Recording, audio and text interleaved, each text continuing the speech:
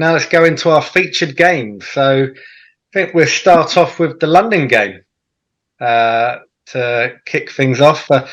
I know all three of us are going to be there on Sunday. Looking forward to it.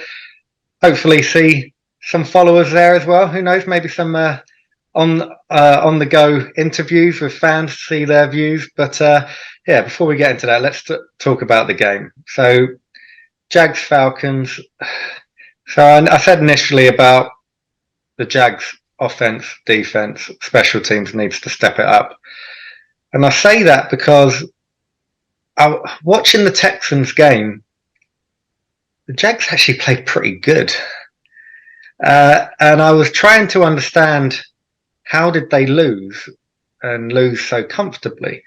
Because they didn't play that bad, but they made bad individual plays at the worst moments throughout the game. At every point when it looked like, let's say, first drive, start of the game, 48-yard field goal to go 3-0 up. Missed by a country mile. There could have been two goalposts there, and he would have still missed. Shocking. And then misses another field goal that was blocked.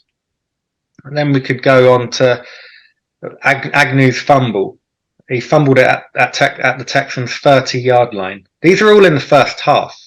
That's 9 points already gone in the first half of the game. Minimum 9 points.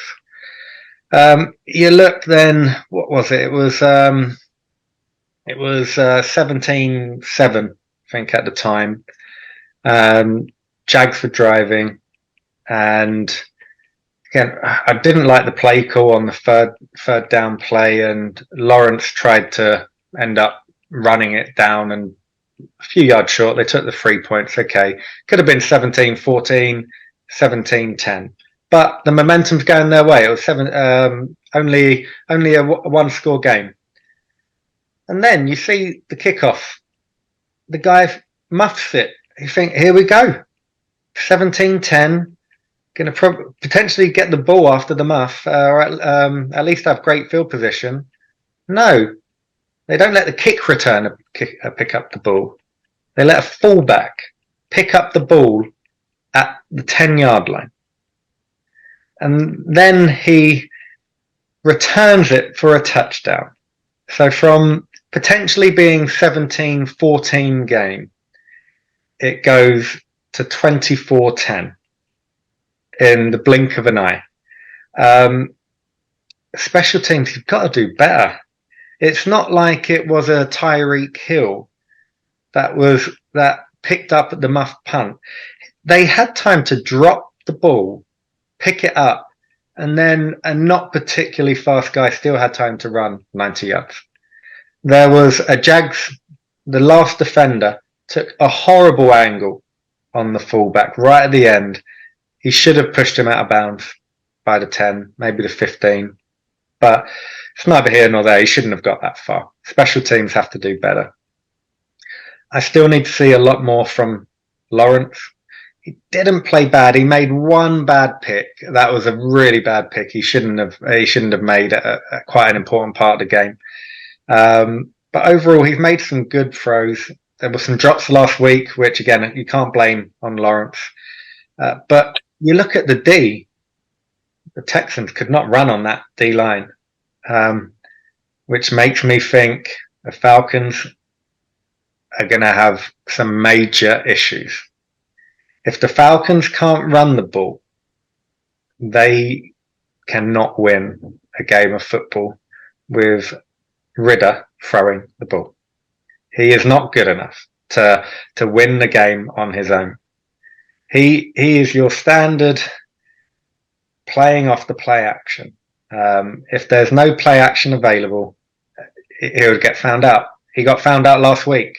The run got stopped by the Lions and they got shown up. Now, I think the Falcons will, well, their intentions will be to stick with the run for as long as they humanly can, but they have to. That's the only way, in my opinion, they can win the game. They've got Pitts, they've got Drake London. But again, yeah, it does look like the Joker's going to be returning. which is great. Looking forward to see Cordarrelle Patterson back. From all what I've heard, he will be back in week 4. Is it going to make a big difference? I don't really see it being a big difference, but yeah, I'm looking at this game, and surprisingly, I really like the Jags. I don't know why. I shouldn't, but I just think they actually played pretty good against the Texans. The score didn't tell you that, but if you watch the whole game, they weren't that bad. They need to just step it up in all 3 facets of the game, and the coaching. You know, it's just don't beat yourself. Like the Bills with Allen in after week 1, what were we saying? Week 2 and week 3, he did that. He didn't make the mistakes. Special teams, tackle, wrap and tackle. Come on, you can do that. Defense, pretty much carry on doing what you're doing. You ain't done that much. They did give up. The Texans did complete too many third downs for my liking, and that's something that needs to be addressed, because overall the defense played pretty well. And offense just needs to be cleaned up. It's not a million miles off. This is a good football team that just needs to clean up their act a little bit. And that's on Pedersen. You know, that's the coach. He's got to make sure the players are ready to execute come game day. And through 3 weeks, they haven't been ready to execute a full game. They lost to the Texans because the Texans played a clean game of football. Stroud played good. Didn't play great, he played good. Very good for a rookie. But if the Jags hadn't beaten themselves, they win that game. So, yeah, that's my take on the London game. I can't wait to go there. Just bask in the atmosphere. Seems like it's been for ages since last at an NFL game. And yeah, I think that you can't also forget that the Jags have been there and done it. They're used to playing in London. They've done it for a number of years now. I think every year since 2013, take out COVID year. So they know what it's like, the travel, going obviously across the pond, the hotels, the training, all of the media days that come with it, which is different to your standard Sunday. Ridder's not going to be used to that. That's going to be a bit different to what he's used to.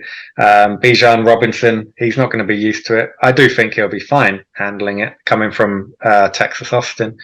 But yeah, I really like the Jags in this game, and I like them to cover the spread as well. Yeah, I don't know if you guys have anything to say about this game that I haven't touched upon, or anything you want to add to that. You want to go, Paul? Yeah, so I think this game's fairly straightforward, like you outlined, that if you stop the Falcons running the ball, then they can't do anything. And the Jaguars just need to stop getting in their own way. The special teams from the Jaguars is absolutely terrible, and special teams is just fundamental. Don't fuck up and make terrible boneheaded mistakes. Yeah, the Jags, I mean, they can't drop this one.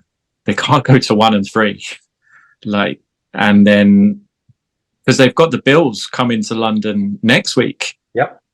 First so up, what? You're in London, potentially 1-4 because yeah. So the Jags need this one, and the blueprint. It couldn't be. I don't think you could ask for a much better opponent than the Falcons, because they're very straightforward. The Lions showed the league how to stop the Falcons, and so that's what you got to do. Jacksonville, it's up to you now. Yeah, and I think they will. Yeah. Anything to add to that, Jay?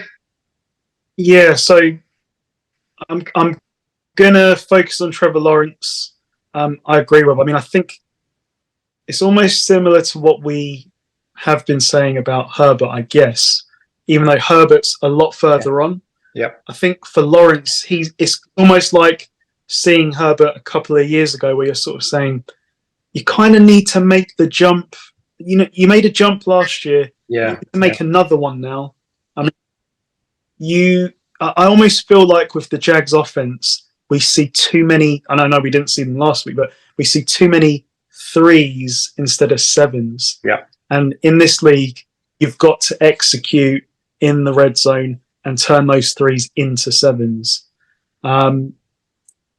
He's not quite maximizing like what is really great weapons around him. I mean, ETN can be very special. I think he's got Ridley is definitely one. Absolutely. Christian Kirk, I didn't believe was a number one. So now he's a number two again. That's another great option to have as number two. Engram seems to be staying healthy. So, it's all there for him to now take to the next level. Yeah. But ultimately, I think the same as you guys, the Lions gave you the blueprint. Stop the run. That very, very... And I think this will be a superstar in the making in Bijan Robinson. Once they've got good quarterback play and he can actually have a fair shot at running. The blueprint is stop the run. If the Jags stop the run, clean up the turnovers, they win the game. And I think they will. I think they cover the spread. And Trevor Lawrence lost the London game last year. And after that, he sort of said, no, this isn't, I can't continue like this. I've got to step it up. I think that maybe he'll have a bit of a memory of that last year, so he'll want to put that right, and I think he will. Jags cover, and I can't wait to be there.